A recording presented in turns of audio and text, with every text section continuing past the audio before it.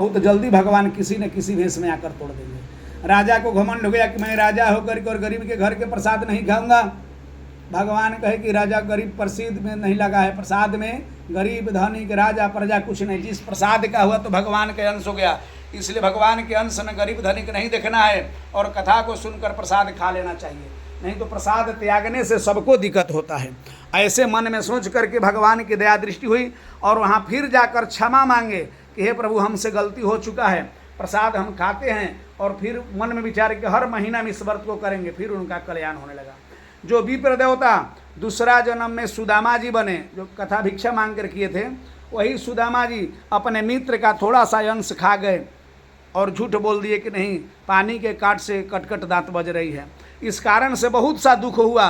भगवान की ऐसी कृपा हुई कि वे दुख के कारण से जब युवावस्था में कमाने खाने का समय हुआ तो न खाने के लिए कुछ रहा न पहनने के लिए रहा।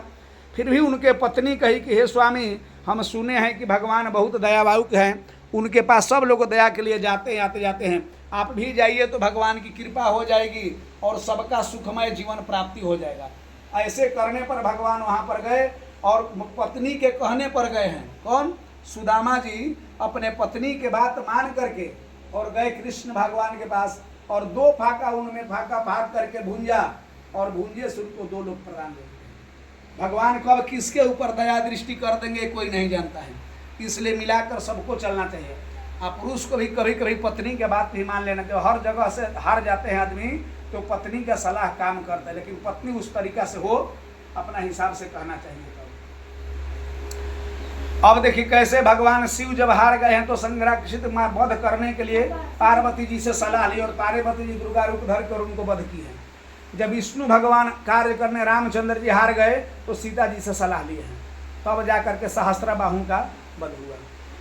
हम लोग भी जब समाज में चारों तरफ से बाहर से जीत के आ जाते हैं और घर में आने पर पत्नी के पास हार नहीं पड़ता है, दुनिया का नियम है, लेकिन हर समय नहीं। तो मिला करके सबको चलना चाहिए, यही संसार का नियम है। तो सुदामा जी के सुदामा चरित्र में लिखा हुआ है कि पत्नी के बात मान करके सुशीला के गए और उनको 2 लोग दुख दूर हो गया उसी दिन से। अब देखिए जो लकड़ी बेचकर व्रत किया था वही लकड़हारा दूसरा जन्म में केवट बना। रामचंद्र जी का चरण धो करके वही पंचामृत बनाया, जो कि हम लोग घर घर में दूध दही घी मध मिला करके पंचामृत बनाते हैं और उसी में शालिग्राम भगवान को नहवाते हैं। क्या? जैसे केवट भगवान का चरण धोकर चरणामृत बनाया, हे प्रभु हम लोग आप ही को भगवान स्वयं मान करके पत्थर के मूर्ति को ही और पंचामृत में स्नान कराते हैं और केवट के तरह हम लोग भी पहले पंचामृते खाते हैं और राम राम करते हुए लोग चले गए, स्वर्ग चल गए कि पूरा तरण हो। हम लोग कहते हैं कि हे ठाकुर जी हमारा भी परिवार शांति से रहे, सब लोग हर तरह से कलेश दूर हो, प्रेम से आपस में रहें। जिसके घर में प्रेम से नहीं रहेगा, आपस में हर समय कलह होगा, उनका घर कभी विकास नहीं करेगा, चाहे धन करोड़ों हो जाए, धन भर रहिए खाही वाला कोई ना रहे।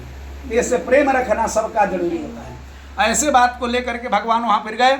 अब देखिए जो पुत्र प्राप्ति के लिए व्रत किए वही दशरथ ही चौथापन में हुए और चौथापन में 4 संतान हुआ और संतान को श्राप मिला था दशरथ जी के कि जिस तरीका से हमारा संतान के कारण मृत्यु हुआ आपका भी एक दिन पुत्र के कारण से होगा। कौन? श्रवण कुमार के माता पिता।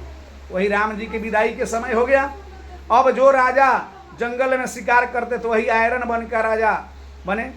वही मोरध्वज राजा अपने ही पुत्र को आरा से चीर करके पति पत्नी दोनों और भगवान श्रीहरि को अर्पण करते हैं। भगवान प्रकट होकर के चतुर्भुज में दर्शन दिए, शंख चक्र गादा बनमाला आभूषण लगाए हुए, हे राजन जो भी आप कार्य किए हैं उनमें सफलता होगा, अपना इच्छा वरदान मांगिए।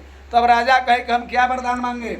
जो तपस्या करोड़ों करने के बाद भगवान भेंट नहीं होते हैं संत मुनि को और आप हमें दर्शन दिए हैं, हमें मोक्ष गति का प्रदान होना चाहिए। तब तथास्तु कह करके और भगवान वहां संतर ध्यान हो गए। इति श्री स्कंद पुराणे रेवा खंडे सत नरण व्रत कथा का 7वां अध्याय पूरा हुआ।